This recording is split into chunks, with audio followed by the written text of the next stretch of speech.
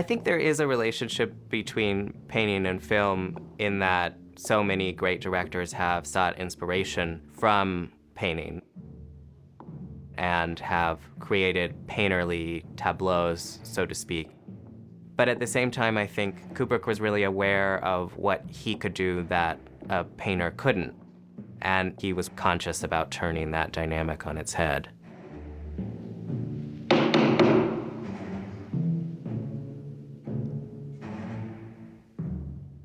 I think that historical art served a twofold function for Kubrick when he was preparing Barry Lyndon.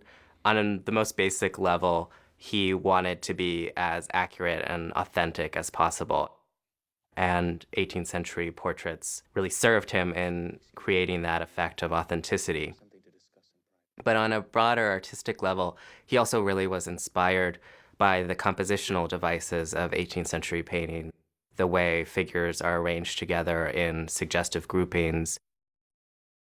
Hogarth, Gainsborough, and Reynolds are really the dominating trio of 18th century British art.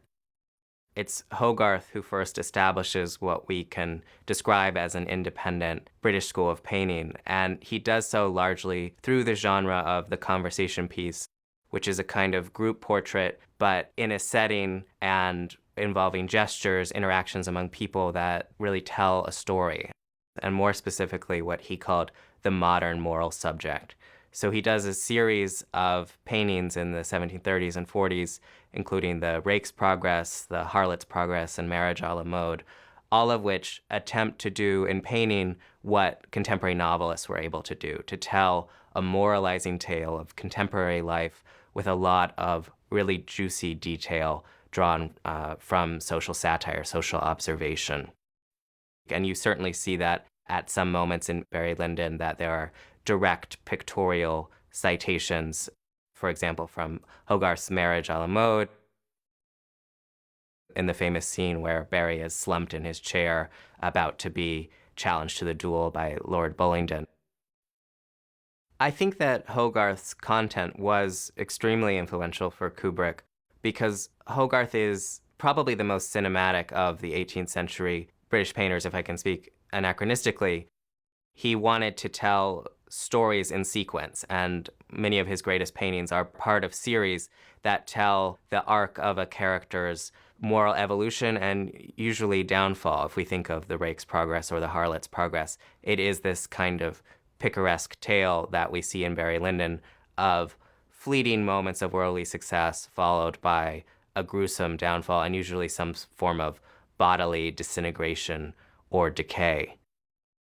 Gainsborough, on the other hand, is an artist who is famous for both portraits and landscapes.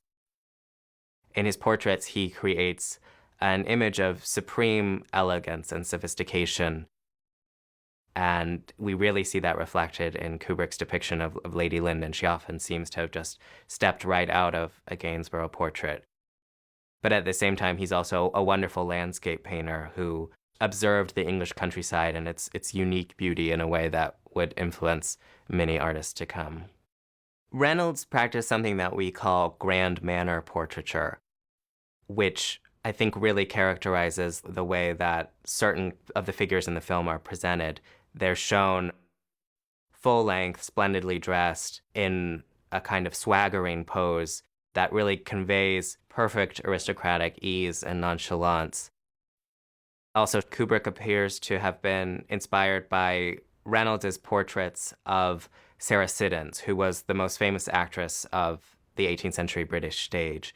And he reprises her depiction in his portrayal of Lady Lyndon, which is fascinating, I think, on a number of levels, because Sarah Siddons, of course, was not an aristocrat. She was an actress. So in a sense, Kubrick here is drawing on the portraits of an actress to structure the presentation of an actress playing an aristocrat. I also see the influence of a couple of other artists. George Stubbs is the most celebrated 18th century British animal painter. He really appealed to an aristocratic clientele whose life revolved around the hunt, around horses and dogs. And there's a direct pictorial citation of him in the image of the groom leading out the horse that will eventually kill Brian. And I think there's a wonderful irony in Kubrick citing this image of placid country life in the lead up to one of the most violent, upsetting passages in the film when Brian is tossed from the horse. Another artist whose work I think is really influential on Kubrick is Johann Zoffany. He is not a household name today, but he was one of the great practitioners of the conversation piece in the 18th century. And one thing he does that I think Kubrick really picks up on is the practice of meta-pictorial citation, if I can speak academically, that the paintings that Zoffany represents within his conversation pieces offer an ironic commentary on what's happening.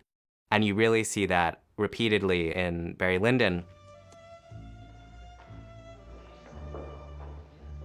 One thing I love is the use that Kubrick makes of this so-called double cube room at Wilton House, this great English country house that appears in a number of scenes in the film. And one of the famous features of this room is a monumental family portrait by Anthony van Dyck, the 17th century portraitist, depicting the Earl of Pembroke and his family. It's the classic dynastic image of the English aristocracy.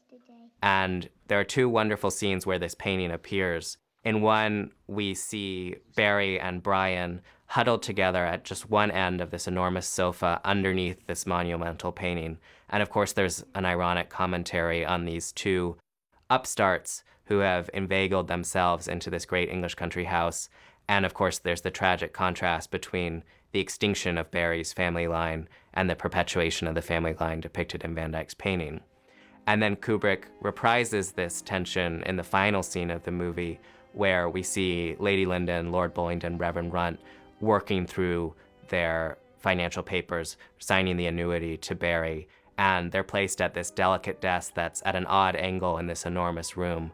Again, this image of the ruin of the great family fortune contrasted with the image of dynasty and prosperity created by Van Dyck. I think you could characterize 18th century British art, at least some of its most famous practitioners, as practicing selective realism. So we do, in conversation pieces, get a very accurate idea of how people dressed, the things that they owned, the interiors they inhabited. But I think we have to bear in mind that when people paid artists to paint their portraits, and that's the bulk of 18th century English painting that comes down to us, is commissioned portraits. They wanted to put their best foot forward. They wanted to be presented in the best light. They were wearing their best clothes, and they may in fact have been wearing hired clothes or clothes that sprang from the artist's imagination. So the splendor that we encounter in those images, the material wealth, is only one side of the story and may in fact have been a bit of a fantasy. I don't think that Kubrick ever goes so far as to really confront us with the ugliness of 18th century poverty. We certainly don't have any views below stairs in the servants' quarters. We don't even see the room that Reverend Runt, for example, would occupy at Castle Hackton, which would be much plainer than any of the interiors that we do see. What the devil is going on in here? I told you never to lay a hand on this child. At the same time, I think his interest is less in depicting societal violence, the exploitation of the poor, than in showing the violence within a family and the violence within military organizations. Kubrick was eclectic and had a very broad set of pictorial sources for Barry Lyndon that went far beyond the canon of 18th century painting.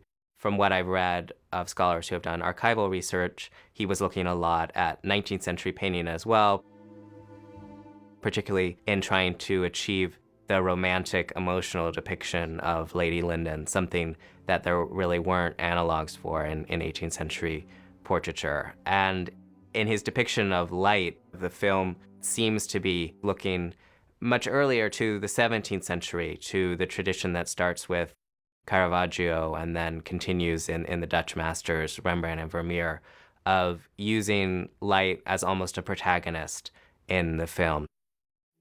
It's something that art historians would call studio lighting, where only one high window is open to direct a shaft of light into the space. and use it for very dramatic spotlighting.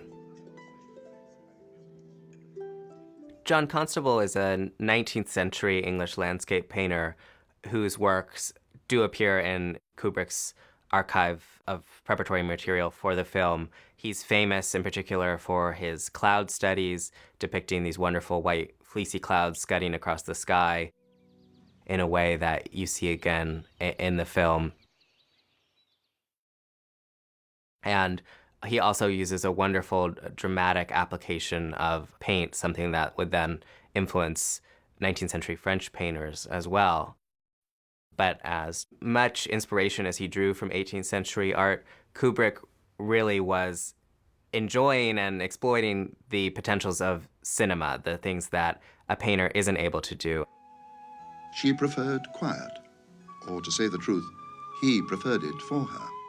For me, the device of the zoom really runs counter to the experience of looking at a painting. And I think Kubrick was very conscious of that instead of giving us an all-over tableau where we have free range to look at what we want, he really wants to structure our experience of this tableau that he's created. And so he highlights the essential or suggestive detail, and then he zooms out of it to give us the full picture. The stillness and the tableaus and the sheer length of the film give us some different ways to participate emotionally in the film. On the one hand, you can take it as a purely aesthetic experience. You can really take the time to let your eyes wander over all of the sumptuous details, the costumes, the settings. But at the same time, Kubrick forces us to question that response by, at pivotal moments, insisting on the violence and tragedy of the story that he's telling. If you think of, for example, the repeated theme of corporal punishment, it's very disturbing the way over and over again we see men beating other men, men beating children, and he's really showing us the physical violence that keeps this societal decorum in place. So every time you're completely lulled into complacency by all the beautiful clothes and houses, suddenly you see blood and you're really brought up short. And Kubrick is very smart in the way that he arranges figures within the frame to express all sorts of tensions and repressed resentments, even at the same time as he's so fascinated with their decorum and comportment. And I think he's almost playing with that idea, arranging these figures in almost still configurations that then, at pivotal moments, are so drastically violated. I'm thinking here of the recital scene that erupts into a brawl.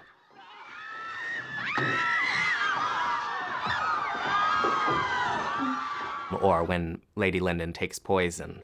And she's a woman who, up to this point, has been presented to us as almost a living Gainsborough portrait. And suddenly we're confronted with her anguish, her bodily reality, in a way that could never really be captured in a painting.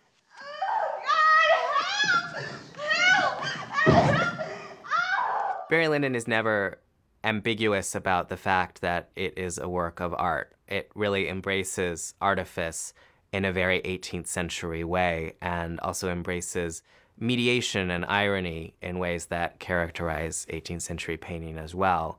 And that's one of the great pleasures of watching the film. One that remains somehow timeless and ageless.